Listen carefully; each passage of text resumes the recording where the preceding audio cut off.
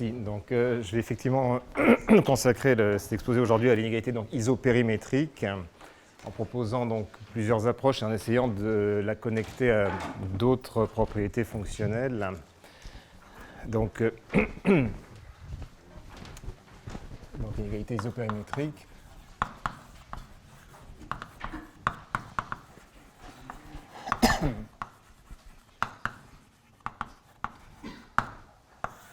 Donc, il s'agit du problème qu'on a énoncé hier au début dans l'introduction, qui consiste donc à fixer par exemple un périmètre et à chercher quelles sont les figures, par exemple, je l'ai dit dans le plan, mais ça peut être en dimension n, qui ont donc ce périmètre-là, et en cherchant donc à maximiser leurs mesures de Lebesgue. Donc, je vais commencer par une preuve alors qui est en fait assez connue et qui est historiquement certainement la première vraie preuve d'inégalité isopérimétrique, donc qui est le cas, disons, des courbes de Jordan dans le plan.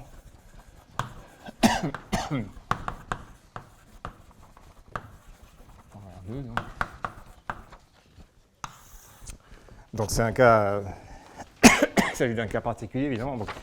Donc je rappelle donc on appelle une courbe de Jordan.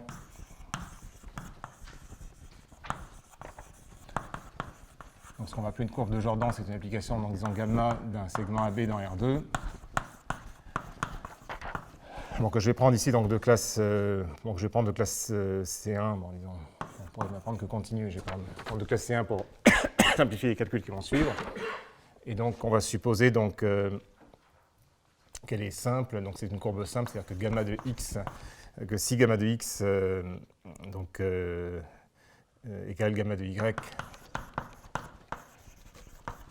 Si x et y sont différents, ça oblige, ça ne peut arriver que si x égale a, y égale b ou l'inverse, donc x et y appartiennent,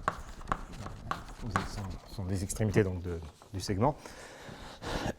Donc ce que dit le théorème de Jordan, comme vous savez, hein, c'est que donc, si j'ai une courbe de Jordan comme ça, donc ça c'est l'image de gamma, ça c'est gamma de AB, donc j'ai donc le complémentaire de l'image de la courbe dans R2 a deux composantes connexes, donc une qu'on appelle généralement la partie extérieure, qui est la composante connexe non bornée, et une composante connexe bornée qui s'appelle donc l'intérieur de la courbe. Donc un énoncé isopérimétrique lié aux courbes de Jordan, donc c'est la chose suivante, en disant proposition. C'est-à-dire que donc, je prends donc une courbe de Jordan de classe C1, comme ça, et donc à ce moment-là, la longueur de C au carré est plus grande que 4pi fois l'air de C intérieur. Et de plus, donc on a ça, et il y a égalité, c'est seulement si, donc gamma est un cercle, l'image de gamma est un cercle. Donc, alors bon, je vais rappeler quand même rapidement l'argument, c'est un très bel argument en fait, utilisant les séries de Fourier.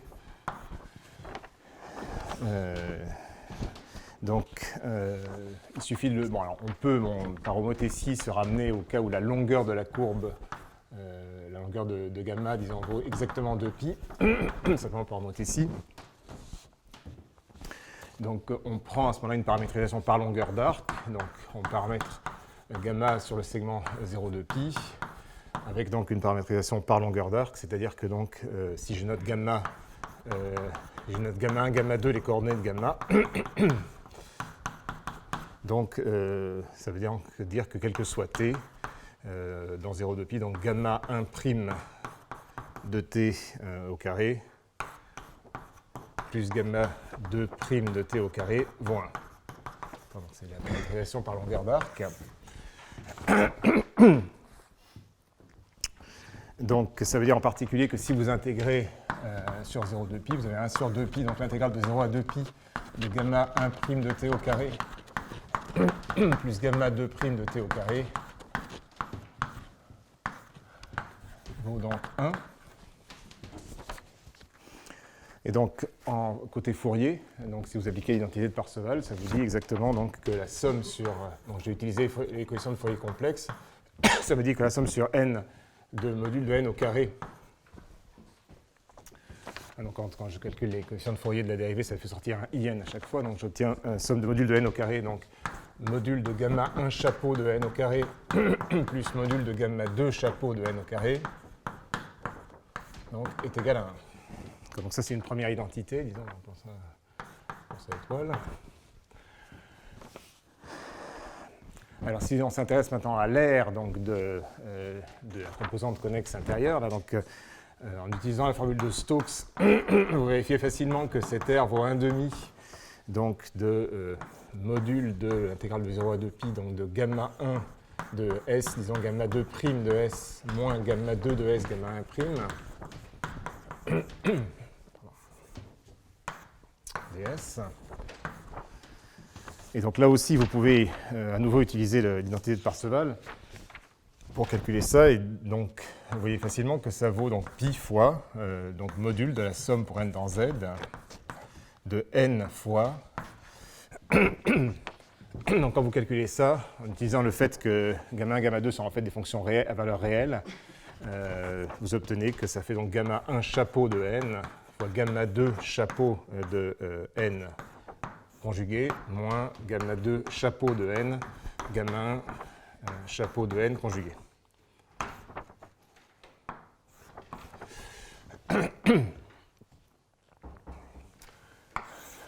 Donc pour ça, disons 2 étoiles. Donc sur ces expressions-là, il est facile de majorer l'aire de C intérieur, simplement en écrivant que module de cette différence, donc c'est plus petit que 2. Donc là si vous faites le module de ça, c'est plus petit que 2 fois, donc dans l'inégalité triangulaire, c'est plus petit que 2 fois, donc module de gamma 1 chapeau de n, module de gamma 2 chapeau de n.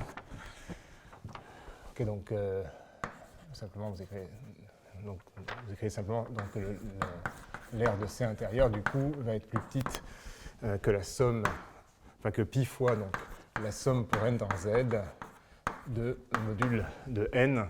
Et là, vous écrivez que ici, donc ici vous avez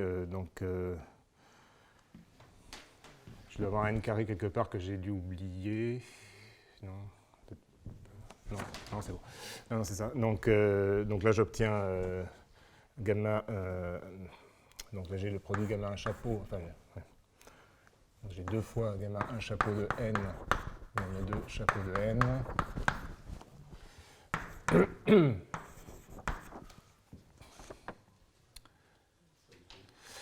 Et donc là, je majore ça simplement par la somme pour n dans Z de module de n, que je peux majorer aussi par module de n au carré, puisque de toute façon, bon, pour n, bon, c'est toujours le cas pour n entier. Et donc là, j'ai simplement mon gamma 1 chapeau de n au carré plus gamma 2 chapeau de n au carré.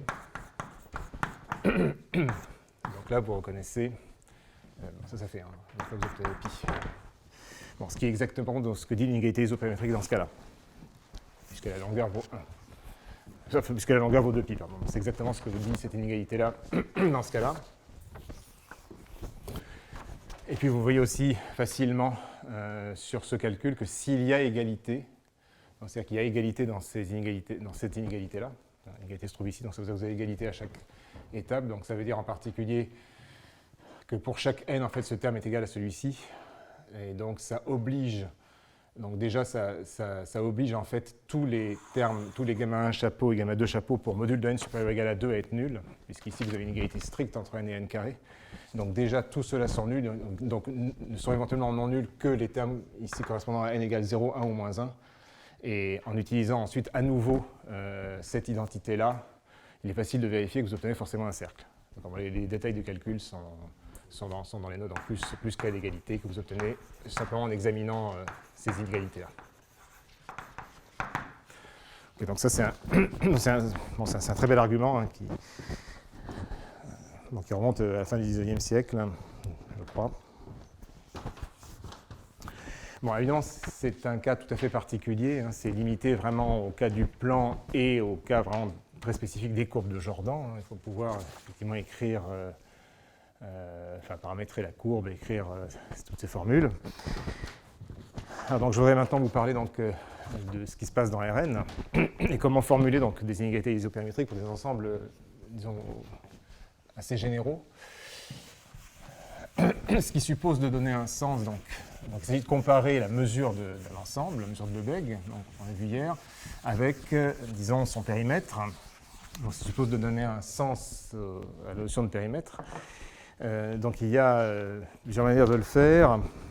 Donc il y a une première approche, hein, disons, qui utilise donc une approche, disons, par ce qu'on appelle, donc, le contenu de Minkowski.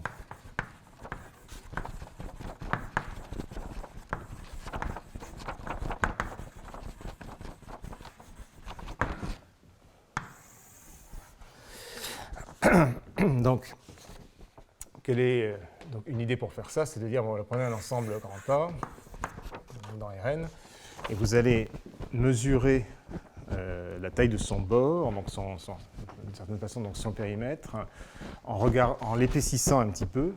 Donc vous allez regarder l'ensemble des points qui sont à une distance petit r de A. Et vous allez donc faire la différence entre... enfin, vous allez prendre la mesure de cet ensemble-là, vous allez diviser ça par R et faire tendre R vers 0. Donc la mesure de tout cet ensemble-là. Et donc s'il y a une limite, effectivement, on va considérer que c'est la mesure du bord de A. Donc alors, pour être un tout petit peu plus précis, donc, vous avez une notion de contenu de Minkowski inférieur et supérieur. Donc si je prends une partie A de Rn, donc vous définissez donc d'abord le contenu supérieur de... Donc le contenu supérieur, le contenu Minkowski supérieur de dimension n-1. On pourrait mettre d'autres dimensions hein, que n-1, comme correspondant à ce que expliquait Hervé hier sur la mesure d'Hausdorff, mais enfin, moi je vais me contenter ici du contenu de dimension n-1 pour ce que j'ai besoin de raconter.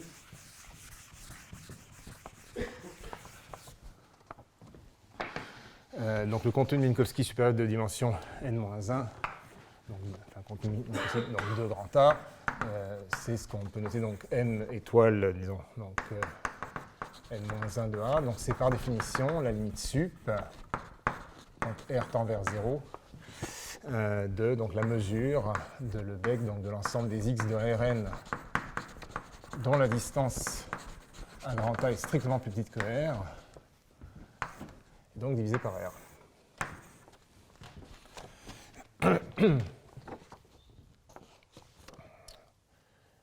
Donc là, c'est la distance de x à grand A, donc c'est l'inf des normes euclidiennes de x moins y pour y parcourant grand A. Bon, de la même manière, donc, on définit le contenu inférieur donc, en mettant cette fois-ci une limite inf. Donc de la même quantité.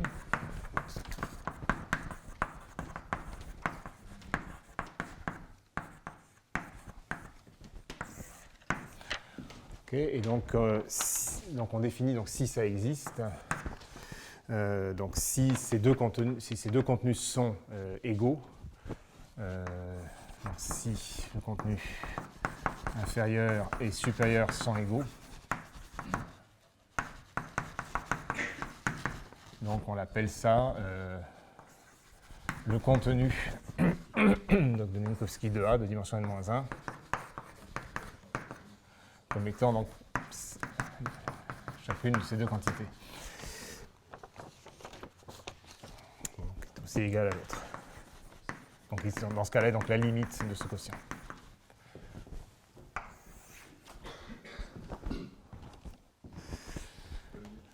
C'est sûr de prendre les points x pour prendre la distance strictement positive, je pense, si tu veux le voir. Tu n'inclus pas les points de A dans l'ensemble. Il faut peut-être mettre. Oui, j'étais en train de me demander en faisant le dessin. J'ai peut-être des bêtises. Oui, oui non, il faut que je mette, effectivement, il faut que je prenne les points de A lui-même. Je pense, oui, parce que sinon, effectivement, c'est juste une épaisseur que je dis. Oui, donc là, je raconte une bêtise. Oui, donc, effectivement, il faut que je mette strictement positif, effectivement. Donc, ok, merci pour cette. Je suis en train de me poser la question. Effectivement, c'est une effectivement une erreur de ma part. Donc, effectivement, il faut mettre ça, il ne faut pas prendre les points de A eux-mêmes. Ok, merci. Donc, ok, et donc alors, effectivement, alors, on peut imaginer que, au moins quand A est suffisamment régulier,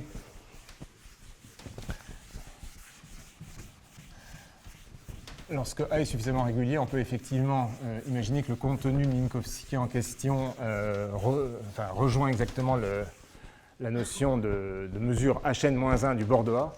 Alors, effectivement, c'est le cas pour certaines catégories d'ensemble. Donc, un résultat correct à ce sujet, vous pouvez le trouver donc, en ouvrant l'ouvrage qu'il ne faut pas ouvrir de Federer, de théorie géométrique de la mesure, effectivement. Donc, sauf erreur, donc, dans le théorème 3.2.39 de cet ouvrage, donc, un exemple, une classe d'ensemble pour lesquels effectivement ceci vous donne la mesure Hn-1 du bord, c'est par exemple un cas particulier qui est donc celui-ci. Donc, si A est fermé, et si vous supposez donc qu'il est inclus dans l'image, enfin dans le graphe, si vous voulez, d'une fonction lipschitzienne sur Rn-1, avec f lipschitzienne.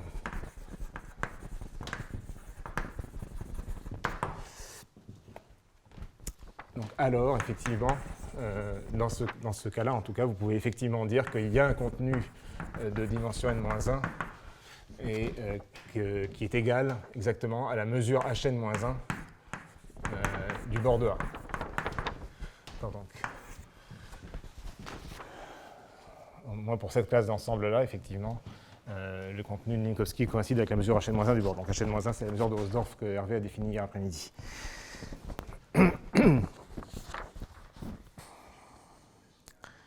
Et alors, dans ces conditions-là, donc du coup, vous pouvez... Comment ? Il y a un problème dans les dimensions parce que A il est de dimension n-1 plus ou moins. Non, c'est une fonction Lipschitz. Non, A n'est pas dimension n-1. Ça va.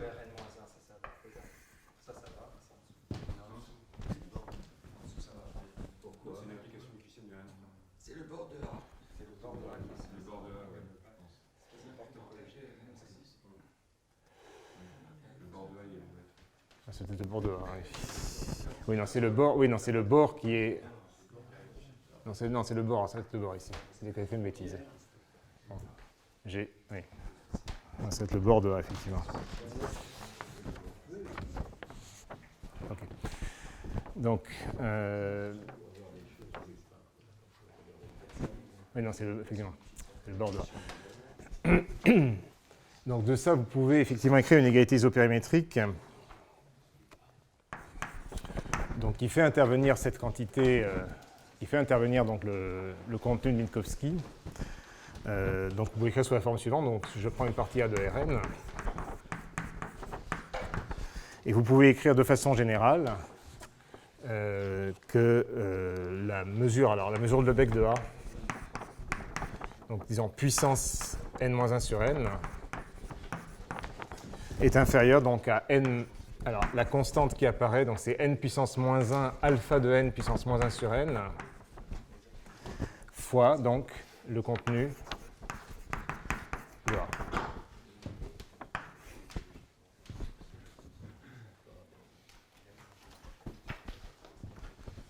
Bon, je vais quand même le prendre mesurable.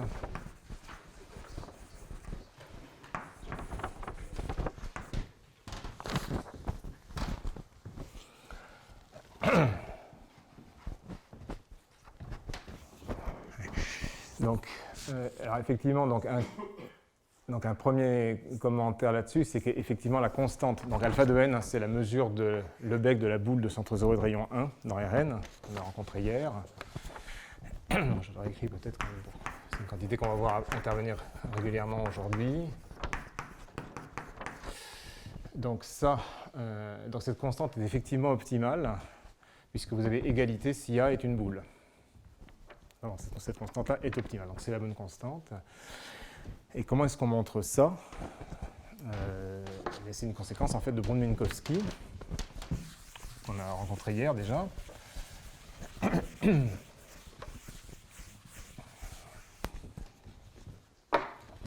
Donc, preuve de ça. Hein. Donc vous écrivez, donc vous regardez, vous appliquez le bond de Minkowski à l'ensemble grand A et la boule de centre 0 et de rayon R.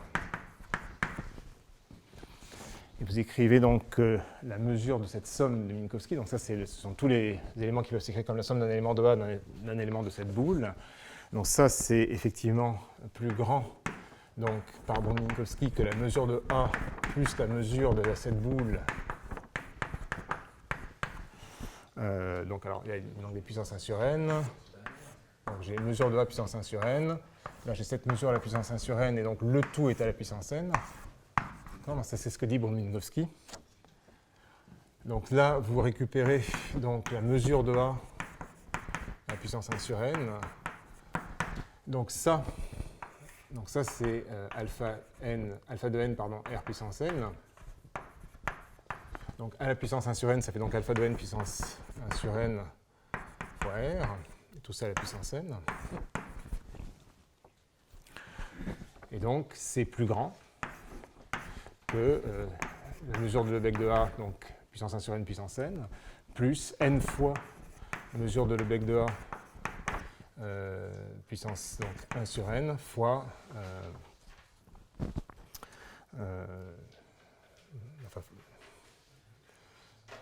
puissance 1 moins, donc puissance 1 moins n moins 1 sur enfin n moins 1 sur n, donc 1 moins 1 sur n fois donc alpha de n puissance 1 sur n fois r.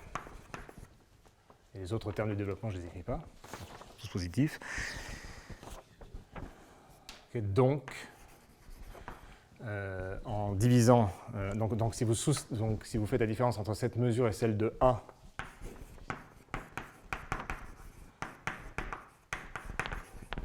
et vous divisez par R,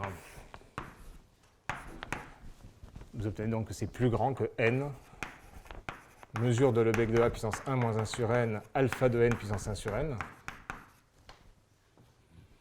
Et en faisant tendre R vers 0, cette quantité tend effectivement vers le contenu de Minkowski. Donc vous faites tendre R vers 0. Et ça vous donne exactement l'inégalité annoncée. Donc c'est un argument très simple en fait. Bon, une fois qu'on connaît donc bond de Minkowski.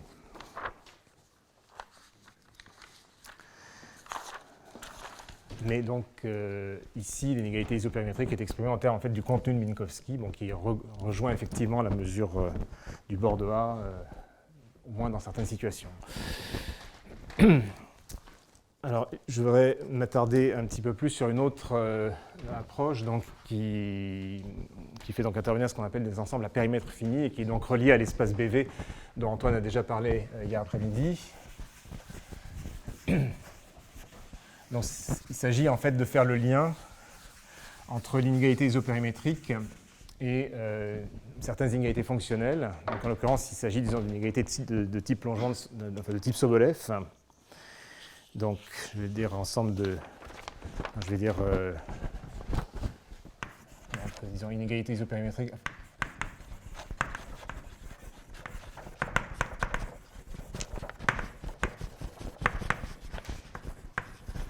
Et un ensemble de périmètres finis.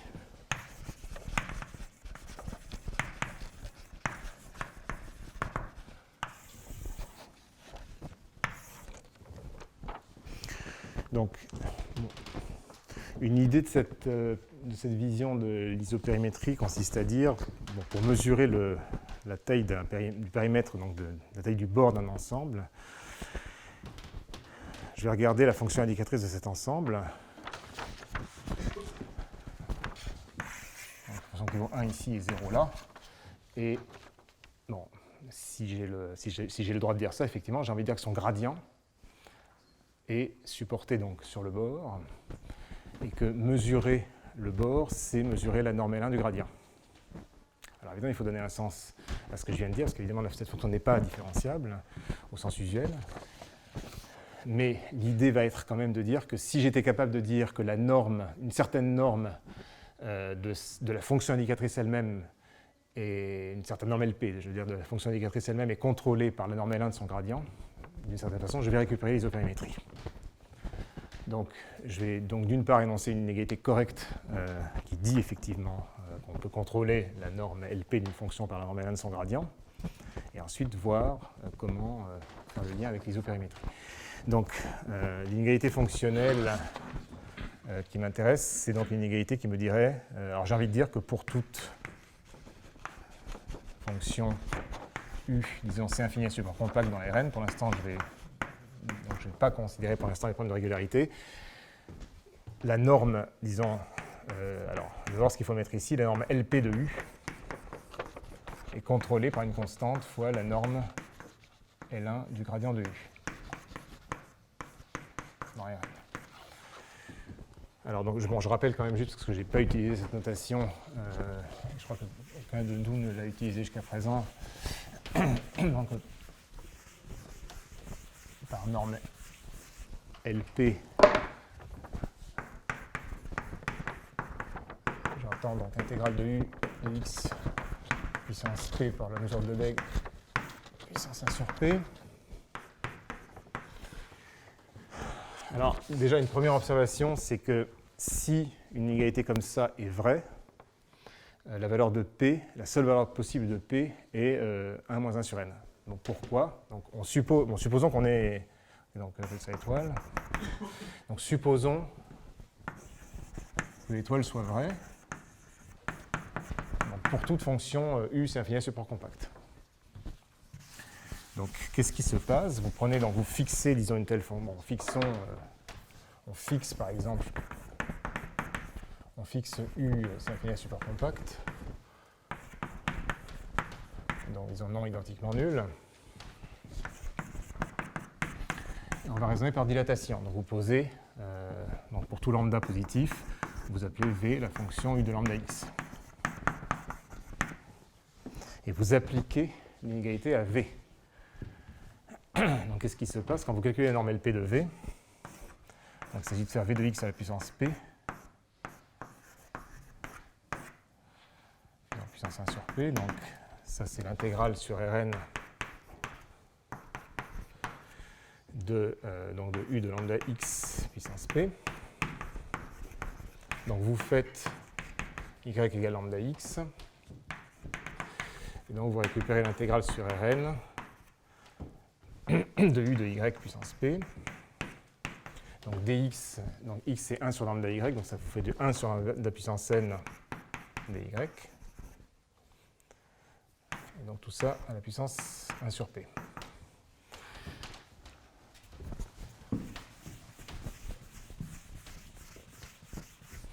Donc vous obtenez lambda puissance moins n sur p pour la norme LP de U. Et par ailleurs, si vous faites ça du côté du gradient de U, enfin du gradient de V, donc le gradient de V au point x, donc c'est lambda fois gradient de U en lambda de x. Donc quand vous faites la norme L1, c'est-à-dire juste l'intégrale du gradient de V, vous trouvez donc lambda fois l'intégrale du gradient U de lambda x. Donc là, en refaisant le même changement de variable, vous récupérez donc lambda puissance 1 moins n, donc l'intégrale de gradient V de x dx, de gradient U de x dx.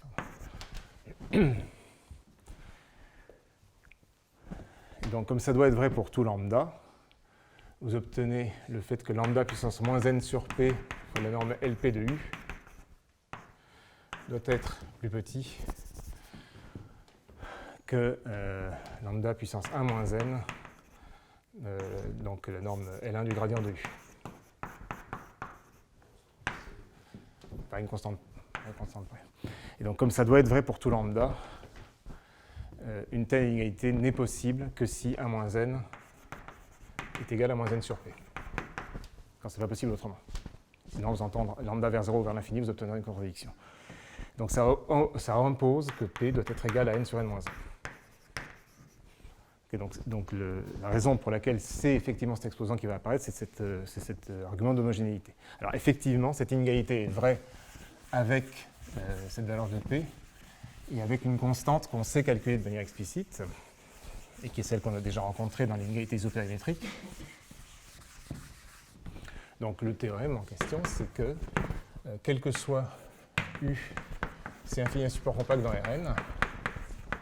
Donc la norme de U dans L, n sur n-1, est majorée par donc n puissance moins 1, alpha de n puissance moins 1 sur n, fois la norme L1 du gradient de U.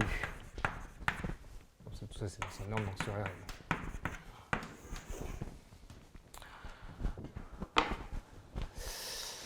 Alors, donc il y a plusieurs, il y a plusieurs choses là-dessus. Donc d'abord, l'exposant effectivement n sur n-1, donc on a expliqué que c'était le seul possible. Alors ensuite, si on veut juste montrer qu'il existe une constante telle que sans chercher à la calculer, enfin sans chercher à calculer la constante optimale, ça peut se faire assez simplement avec l'inégalité de Hölder. Donc il y a un argument complet écrit dans les notes. Mais qui ne donne pas la constante optimale. Donc, il est effectivement possible d'obtenir exactement cette constante-là, donc cette constante est optimale. Et donc, je vais essayer de vous présenter un petit peu cet argument qui permet d'obtenir ça. D'une part, parce que c'est absolument essentiel pour l'inégalité isopérimétrique, et par ailleurs, parce que c'est un très bel argument. Que je ne sais pas très bien attribuer. Donc, assez souvent, cet argument est présenté comme étant dû à Gromov. C'est l'argument que j'ai présenté. Ensuite, le texte de Gromov lui-même qui présente plus ou moins cet argument, donc Gromov ne s'attribue pas cette preuve, il l'attribue à Knöte, qui peut être lui-même pourrait l'attribuer à quelqu'un d'autre, je ne sais pas exactement. Bref, c'est un argument qui remonte, on ne sait pas très bien à qui, mais enfin, qui est vraiment tout à fait remarquable et qui, d'une certaine manière, reprend en fait des idées du transport optimal. Même s'il n'y a pas de transport optimal à proprement parler dans ce que je vais raconter là. Donc je vais présenter cet argument. Donc, il repose sur un lemme qui est tout à fait élémentaire et qui est la chose suivante. Donc on prend un ouvert convexe, disons, borné. Vous pouvez prendre ça peut être une boule, ça peut être un cube, c'est ce que vous voulez. Et on prend une fonction f, C1, donc sur le oméga bar, donc jusqu'au bord, qui est strictement positive pour tout x dans oméga bar. Et alors ce que dit le lemme, c'est qu'il existe donc disons C1 difféomorphisme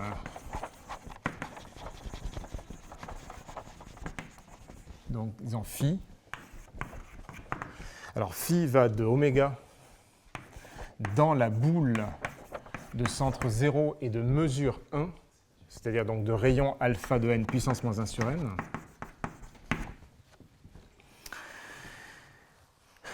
Et avec donc avec les propriétés suivantes.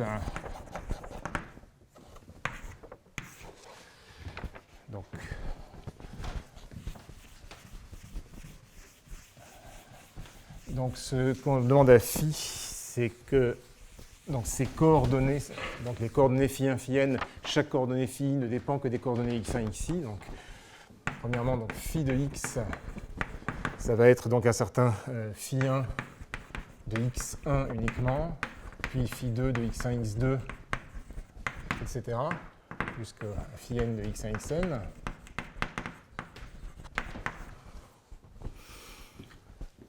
Donc phi a cette forme-là. Et donc la fonction phi i, pour chaque i, la fonction phi i est strictement croissante par rapport à la ième variable. Donc d phi i sur dxi va être strictement positif quel que soit x. Et quand vous faites le déterminant de la matrice jacobienne de phi, donc qui va être, à cause de la forme de phi, va être simplement le produit de ces dérivés partiels, en fait. Bon, ça, c'est simplement dû à la forme de phi. Mais ce que l'on demande, c'est que cette quantité-là, ce soit f de x, donc où f évalue au même point, divisé par l'intégrale de f sur oméga.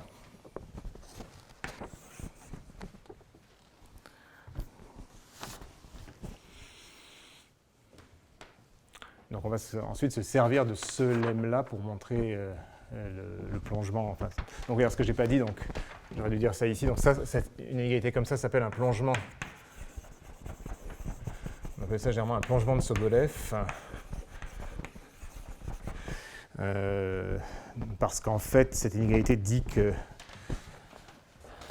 l'espace de Sobolev, donc je n'ai pas introduit ici l'espace de Sobolev W11, c'est l'espace des fonctions de L1 dont le gradient est L1, le gradient entendu dans un sens faible, sens de distribution. Ces fonctions-là sont en fait donc, mieux que L1, elles sont Ln sur n-1. Donc en fait, cet espace se plonge dans Ln sur n-1. C'est ce que dit en fait cette inégalité, que je n'ai écrit ici que pour les fonctions C affinies support compact, qui sont en fait denses dans W1 de R. Donc, alors, comment est-ce qu'on montre ça? C'est pas compliqué, en fait, ça se construit de manière explicite, hein, ce difféomorphisme-là. Alors, on va commencer par le faire, en fait. Donc, la preuve de ça. Donc, on le fait d'abord. Donc, on va commencer par construire. Donc, disons, on construit d'abord un difféomorphisme qui ne va pas être phi, qui va être un psi, qui va aller de oméga dans le cube unité. Donc au lieu d'aller dans la boule de mesure 1, il va aller dans le cube de mesure 1, enfin dans un cube de mesure 1, avec les mêmes propriétés.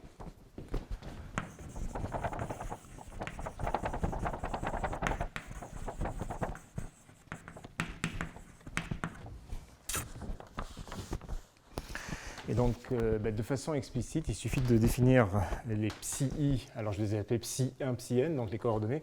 Donc il suffit de définir psi-i, donc psi-i de x1, xi, donc ça ne va dépendre que des i premières coordonnées. Ça va être par définition donc l'intégrale de f de z, disons, par rapport aux coordonnées dzi jusqu'à dzn sur un ensemble ai que je vais définir après, donc ai de x, que je vais définir après, divisé par l'intégrale de f par rapport aux mêmes coordonnées sur un ensemble bi de x, donc où les ensembles ai et bi sont définis de cette manière.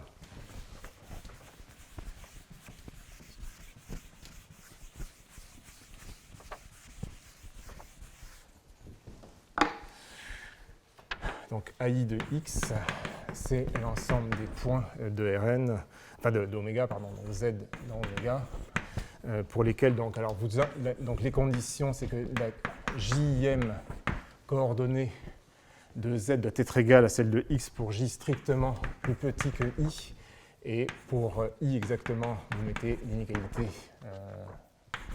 zi plus petit que xi, et vous ne mettez pas de conditions sur les coordonnées suivantes. Et bi de x, c'est la même chose sans cette condition-là. Donc, bi de x, c'est l'ensemble des z pour lesquels zj égale xj si j est strictement plus petit que i, simplement. Et sans condition sur zi. Donc, il est facile de voir par un petit calcul que psi-i, bon, psi qui ne dépend effectivement que des i premières coordonnées, exemple psi et C1, c'est facile de voir que ces fonctions sont C1, et que psi est effectivement strictement croissante, donc psi i est strictement croissante par rapport à xi.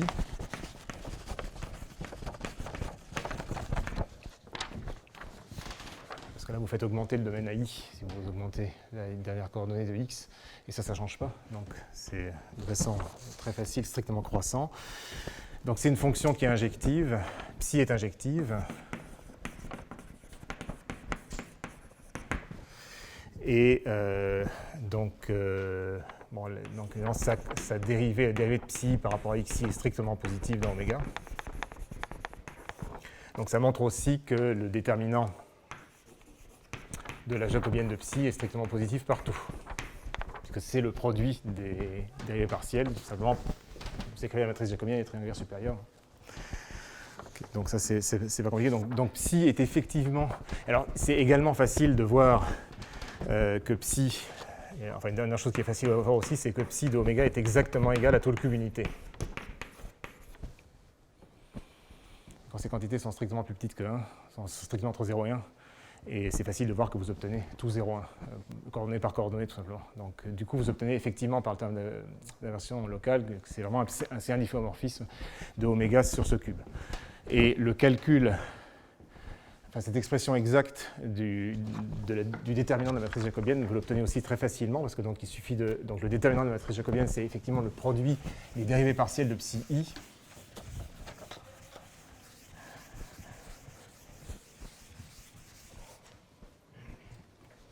Et quand vous faites le déterminant de d psi, de la matrice jacobienne de psi, donc vous faites simplement le produit, donc c'est le produit pour i allant de 1 à n des dérivées de psi i par rapport à xi.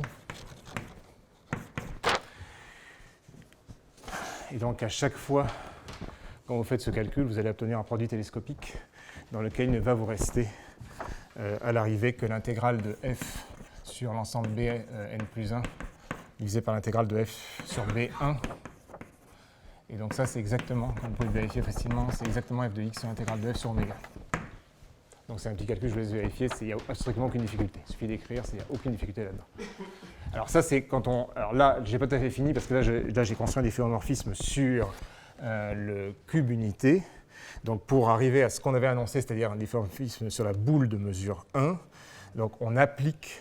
Donc, disons étape 2, on applique cette construction, ce qu'on vient de faire là, avec donc un oméga, au lieu de faire oméga, je remplace oméga par oméga tilde, qui est justement la boule de mesure 1,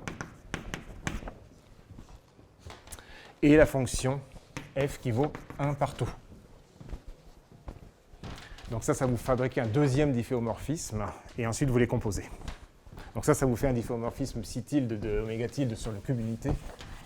Et ensuite, donc ça vous construit un psi tilde de oméga tilde sur 0,1 puissance n. Et ensuite, vous posez donc phi égale la composée dans le bon sens. Ensuite, donc phi, c'est donc dans le bon sens, c'est-à-dire psi tilde moins 1 rond psi. Donc là, ça va effectivement dans le bon sens. Et vous vérifiez que phi a toujours toutes les propriétés annoncées. Donc ça, c'est des calculs faciles à faire, il n'y a aucune difficulté là-dedans. Alors maintenant, quel rapport y a-t-il entre la construction de ce difféomorphisme et l'inégalité de Sobolev? Donc je rappelle que je veux montrer, on veut montrer, donc je prends U, c'est infini supercompact dans Rn. Et je veux donc montrer que la norme de U, L, n sur n-1, est contrôlée par n puissance moins 1, alpha de n puissance moins 1 sur n, fois la norme L1 du gradient de U. Donc comment est-ce qu'on fait ça? Donc alors on peut se ramener au cas où U, on peut se ramener en fait au cas où U est un support dans une certaine boule, disons dans une boule fermée, et où U est strictement positif dans B. On peut effectivement se ramener à ça. Il suffit de le faire dans ce cas-là, parce qu'en général, vous pouvez vous ramener à ce cas-là par convolution. J'ai écrit un argument un peu plus détaillé que ça dans les notes. Vous pouvez vous ramener à ce cas-là. Il suffit de le faire dans ce cas-là, en fait. Et alors, donc, une fois qu'on est dans ce cas-là, on pose F égale U puissance n sur n-1. Et vous prenez phi, donc le difféomorphisme du lemme précédent. Donc pour avec oméga, donc oméga égale cette boule B et f égale cette fonction-là. Donc vous prenez le phi du lemme précédent.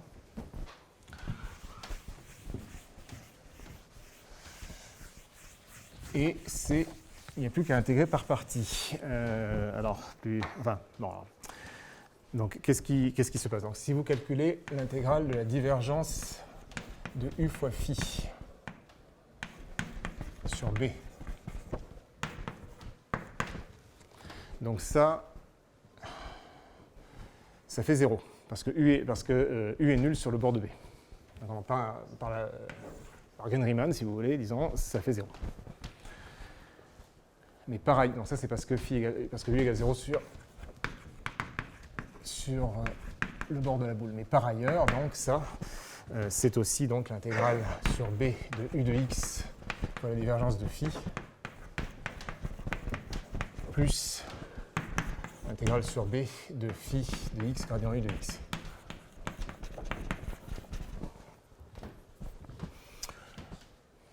D'accord, donc... Alors, qu'est-ce que c'est que la divergence de phi? Donc, la divergence de phi, donc c'est... bon, disons, je vais dire 1 sur n fois la divergence de phi. Ça fait donc 1 sur n fois la somme, pour i allant de 1 à n, des dérivées de la ième coordonnée de phi par rapport à la variable xi. Donc ça, c'est par l'inégalité arithmético-géométrique, c'est plus grand que le produit des dérivées partielles des phi i sur des xi en x de tout à la puissance 1 sur n. Et donc, compte tenu...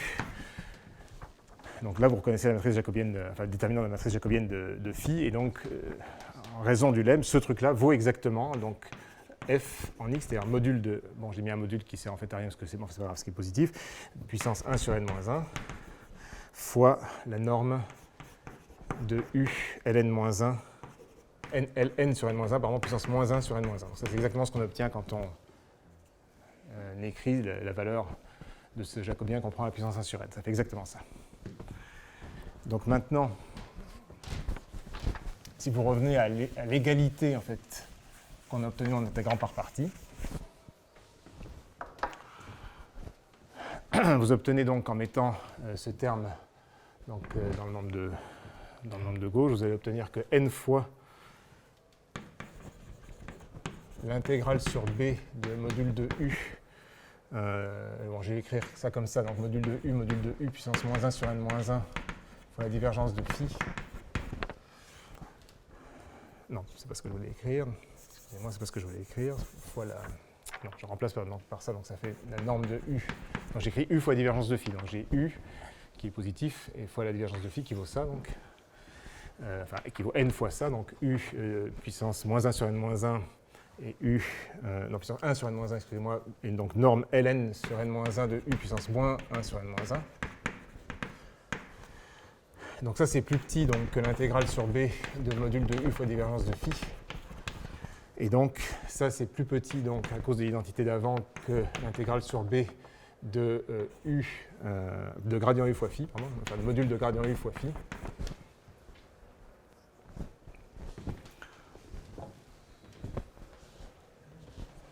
U est positive, hein, de toute façon, donc le module de u, c'est la même chose que u.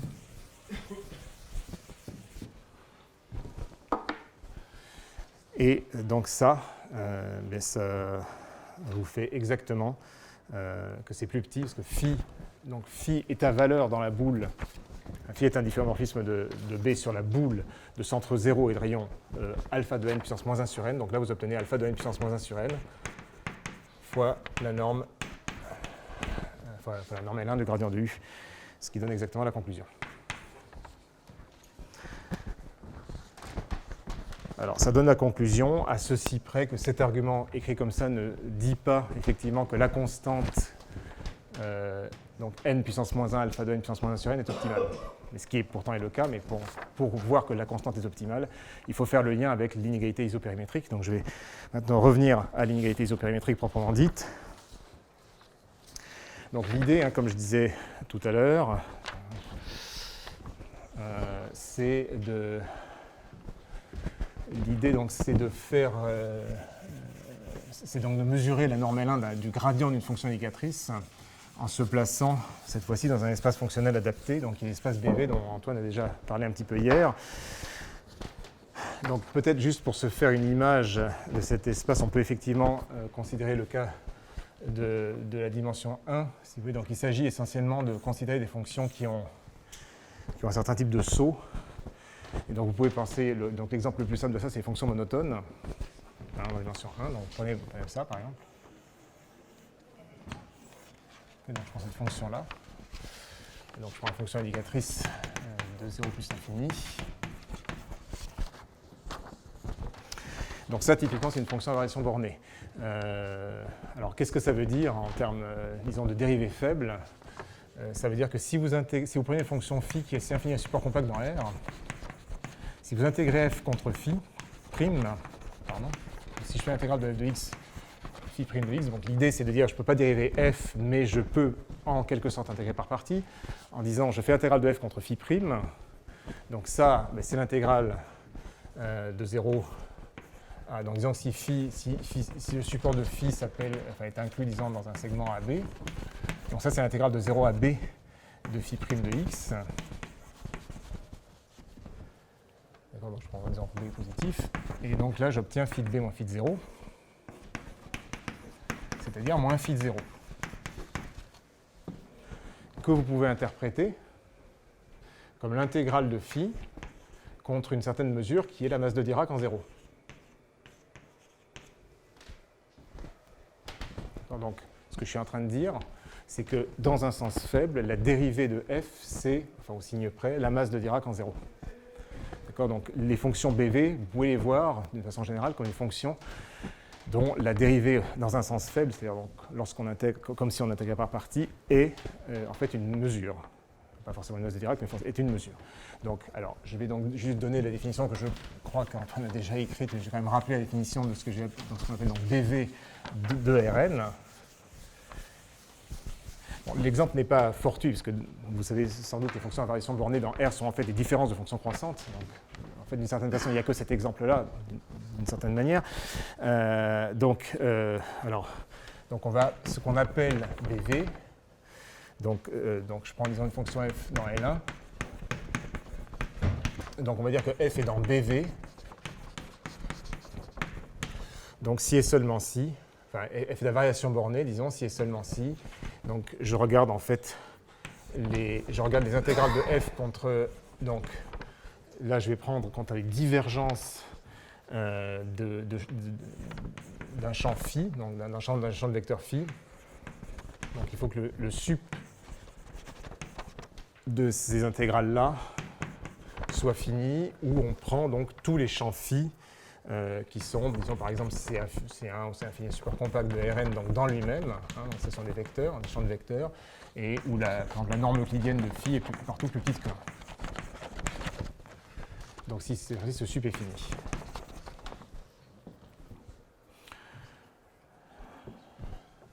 C'est la définition des fonctions à variation bornée.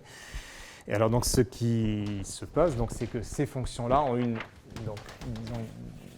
dérivée faible qui est une mesure, alors, au sens où vous pouvez donc, en utilisant un terme de représentation de RIS pour les formes linéaires continues, sur l'espace des fonctions continues à support compact, vous pouvez montrer que pour une fonction FBV,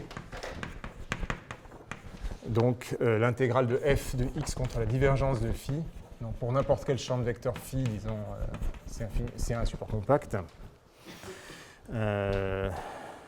Donc vous pouvez écrire comme moins, disons l'intégrale sur Rn de, alors disons le champ phi produit scalaire avec une fonction, ce que j'appelle sigma de x, et tout ça intégré contre une mesure mu. Donc il existe, donc je prends ça, donc il existe une mesure mu, une mesure de radon.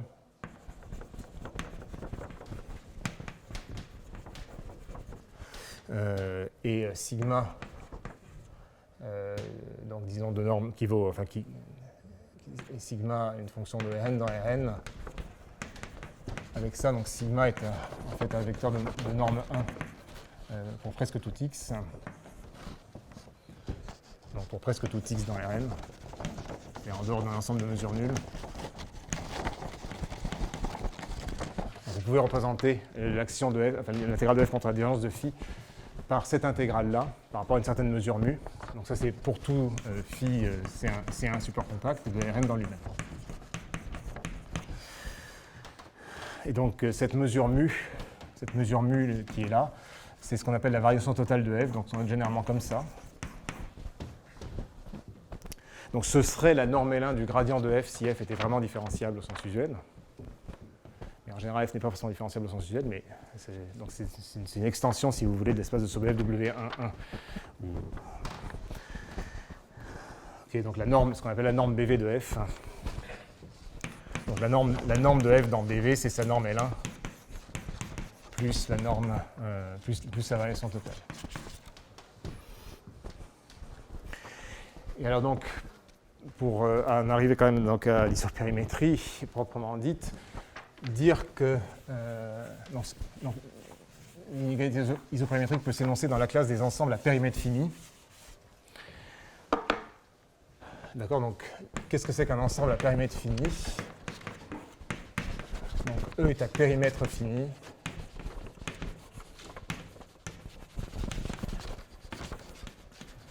Par définition, donc si et seulement si, la fonction indicatrice de E est dans BV. C'est ça la définition qu'on donne. Et dans ces conditions, donc, donc la mesure du bord de E, ce qu'on note généralement comme ça dans cette situation, c'est la variation totale de la fonction indicatrice. Donc c'est cette mesure mu qui apparaît ici lorsque F, c'est la fonction indicatrice de E. Alors, donc du coup, alors évidemment, il y a encore un peu de travail quand même pour arriver vraiment à ça. Bon, donc les détails sont écrits dans les notes, hein, mais en utilisant l'inégalité de Sobolev qu'on a démontré tout à l'heure avec la constante, disons, dont on prétend qu'elle est optimale, si vous appliquez, alors bon, là je triche évidemment un peu, mais en appliquant cette inégalité, vous obtenez que pour tout ensemble E à périmètre fini,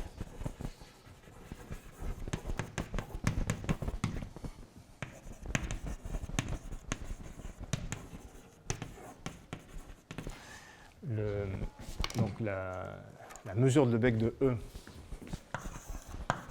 à la puissance 1 moins 1 sur n est plus petite que n puissance moins 1, alpha de n puissance moins 1 sur n, fois donc, le périmètre de E.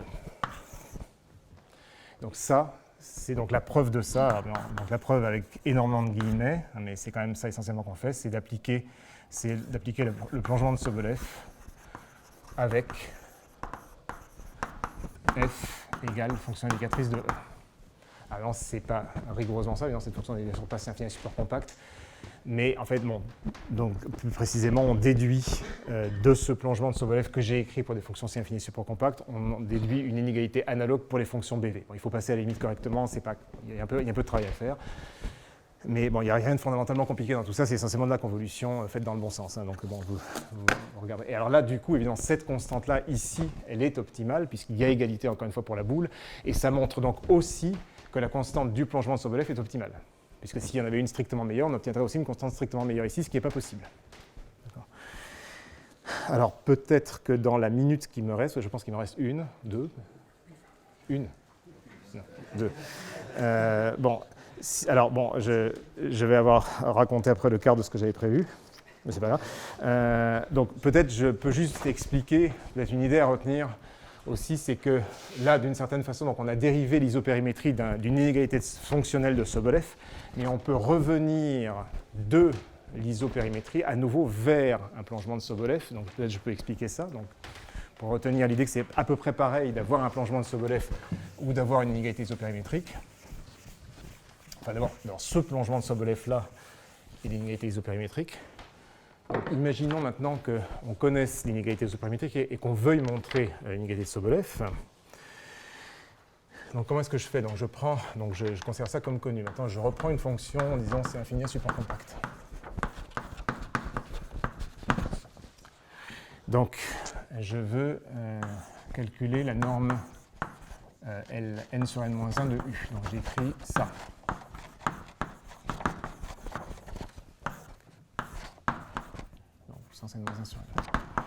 Donc vous écrivez la chose suivante. Donc ça, c'est l'intégrale sur Rn. Alors j'écris U de x comme étant l'intégrale de 0 à plus l'infini de la fonction indicatrice de l'ensemble où U est plus grande que t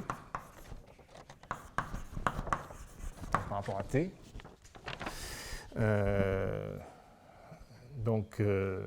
Donc ça c'est U de x, donc puissance n sur n-1. Et donc le tout à la puissance n-1 sur n. Donc vous pouvez facilement vérifier. Donc ça c'est la norme. Donc ça c'est par une inégalité de Minkowski en fait. Donc là vous êtes en train de calculer la norme ln sur n-1 d'une certaine intégrale. Donc ça c'est plus petit, vous pouvez assez facilement voir que c'est plus petit que l'intégrale de 0 à plus l'infini de la norme ln sur n-1, c'est-à-dire l'intégrale de 0 à l'infini de l'intégrale sur Rn de la fonction indicatrice de cet ensemble, bon, élevé à la puissance n sur n-1, mais ça fait donc la même chose, par rapport donc à la mesure dx. Donc tout ça à la puissance n-1 sur n, donc dt. Donc ça c'est une inégalité de Minkowski, là non il n'y a rien du tout, là, c'est essentiellement Hölder appliqué correctement. Et donc ensuite, donc là, ce que vous voyez donc apparaître, c'est l'intégrale de 0 à plus l'infini de la mesure de Lebesgue. Donc ça, c'est la mesure de Lebesgue simplement de cet ensemble. D'un ensemble où U est plus grande que T. C'est la mesure de Lebesgue d'un ensemble de niveaux. Sauf qu'il me manque une puissance n-1 sur n. Donc maintenant, si vous appliquez l'inégalité isopérimétrique à ça, donc la mesure de Lebesgue de cet ensemble de niveaux, donc à la puissance n-1 sur n, est contrôlée donc par n puissance moins 1 alpha de n puissance moins 1 sur n fois la mesure de son bord. Mesure hn-1 de son bord. Donc là, vous allez obtenir n-1, n puissance moins 1 alpha de n puissance moins 1 sur n, intégrale de 0 à plus l'infini de la mesure hn-1, donc de l'ensemble où U est égal à T.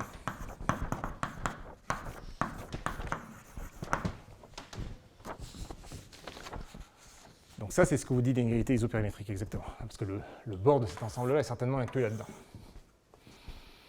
Et alors donc là, pour conclure, on a besoin d'une formule donc, que j'ai écrite dans les notes, qui s'appelle la formule de la cohère, qui est d'une certaine façon, enfin on peut voir de plusieurs manières, qu'on peut voir notamment comme une sorte de version côté gradient de la formule que j'écrivais hier avec le millefeuille. Là. On a calculé une norme d'une certaine fonction en regardant les ensembles, en intégrant les mesures de Lebesgue des ensembles de niveaux. Donc là, au niveau des gradients, cette formule vous donne que ça, c'est exactement la même chose que l'intégrale sur Rn de module de gradient U. Donc ça s'appelle la formule de la cohère. Donc ça, c'est l'isopérimétrie.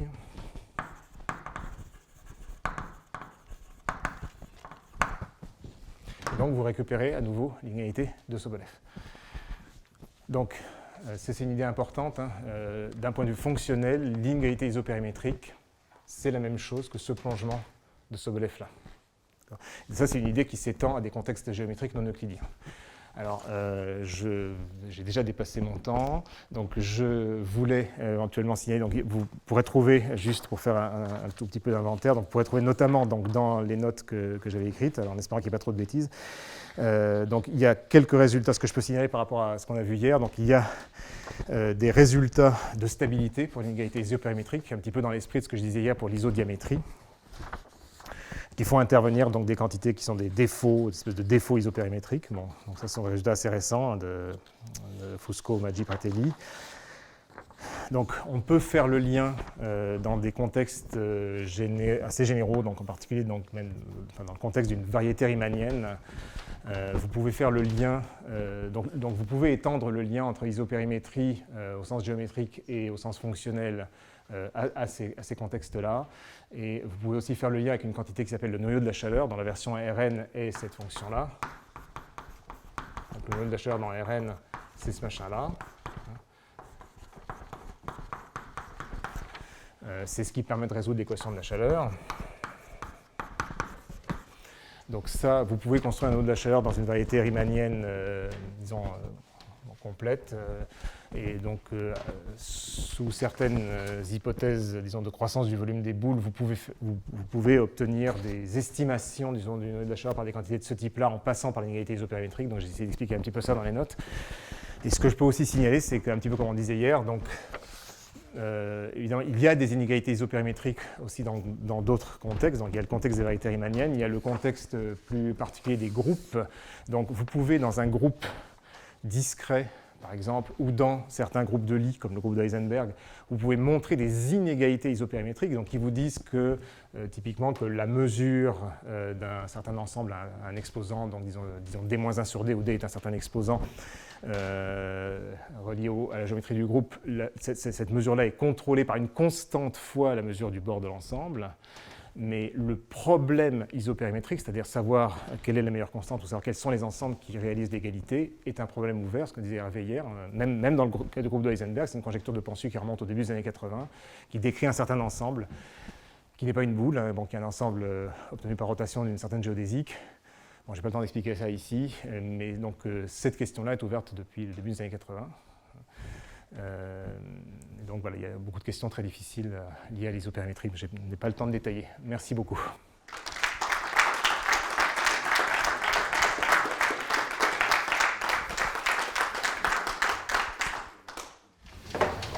Merci beaucoup pour cet exposé. Est-ce qu'il y a des questions? Oui? Question. Pour essayer de comprendre la notion géométrique qu'il y a derrière la construction de l'isomorphisme phi. Parce qu'en fait, on a l'impression qu'au départ, on se donne une mesure de probabilité sur la boule, enfin sur l'oméga, l'univers oméga, et puis à la fin, on a encore une mesure de probabilité, mais sur une boule. C'est comme si on avait renormalisé l'ouvert pour le fonctionnement d'une boule. Et en gros, est-ce qu'on peut interpoler entre les deux? C'est-à-dire que... C'est du transport. Enfin, c'est inspiré par le transport de mesure. Je pense qu'Hervé est capable d'expliquer ça beaucoup mieux que moi. Les idées, je pense que les idées... Bon, pour moi, il reste encore aujourd'hui quelque chose d'assez mystérieux dans cette construction. Enfin, je ne doute pas que ça marche, mais je veux dire, les idées qui sont derrière, pour moi, ne sont pas complètement apparentes. Je pense qu'il y a des idées de transport de mesure. Mais j'aurais du mal à expliquer... bon, peut-être que tu connais ça mieux, parce que tu as une intuition meilleure que moi. Il faut voir qu'on fait un transport de mesure. Donc un transport de mesure, c'est je prends une mesure de départ, j'ai une mesure d'arrivée, puis je cherche un t tel que la mesure image de la mesure d'arrivée, c'est la mesure de départ.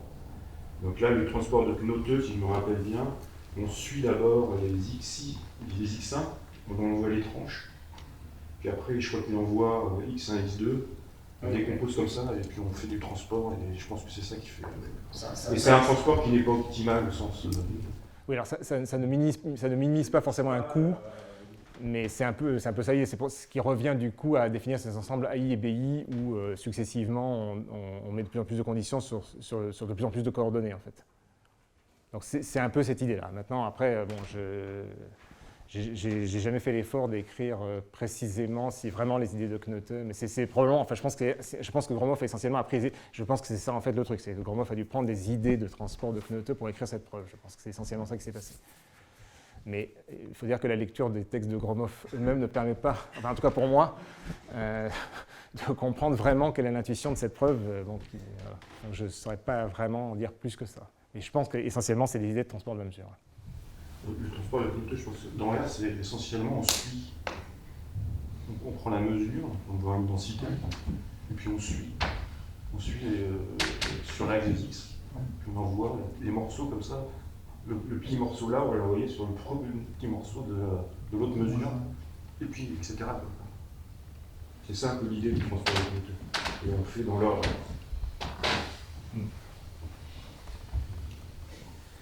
Il reste 300.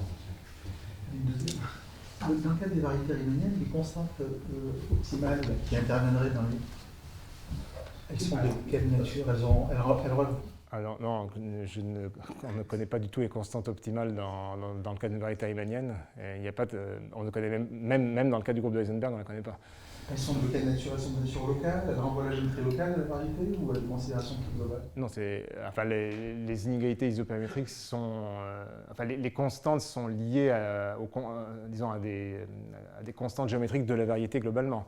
Par exemple, elles peuvent faire intervenir... par exemple, si on a une croissance, si la croissance du volume de boule est polynomiale, par exemple, si la mesure de la boule de centre X et de rayon R est comprise entre deux constantes fois R puissance R à une certaine puissance, ça va faire intervenir ces constantes-là. Ça sera relié, par exemple, aux constantes qui interviennent dans cette inégalité, par exemple. Donc ce sont des constantes de la variété. Mais à calculer les constantes optimales, c'est un problème on ne sait pas du tout faire. Mais Emmanuel, tu n'as pas des théorèmes qui te disent justement si tu sais que la constante optimale c'est la constante euclidienne, des choses comme ça, alors tu es proche de la variété et proche de l'espace euclidien, ou avec la sphère. Alors, il doit y avoir des trucs. Il doit y avoir... Avec nos amis aidés. Oui, j'ai pas regardé. Ouais. Un peu de rigidité. Oui. Bon, je sais plus. J'ai plus vu ces théorèmes-là depuis longtemps. Il y a peut-être des résultats comme ça dans certains cas, ouais. Je ne suis pas absolument sûr, en fait. Il faudrait vérifier. C'est pour les variétés. Oui, ça doit être uniquement dans le cas compact, mais ça doit être en comparant la variété à une sphère, par exemple, un truc comme ça. Il doit y avoir des trucs comme ça. Ouais. Mais là, moi, j'avais en tête plutôt le cas non compact. Et là, dans ce type de situation, je ne connais pas de théorème de ce type-là, on va dire. Enfin, je ne me rappelle pas si... Je ne pense pas qu'ils considèrent ce cas-là. Dans la littérature dont tu parles, je ne crois pas. Enfin, on va vérifier.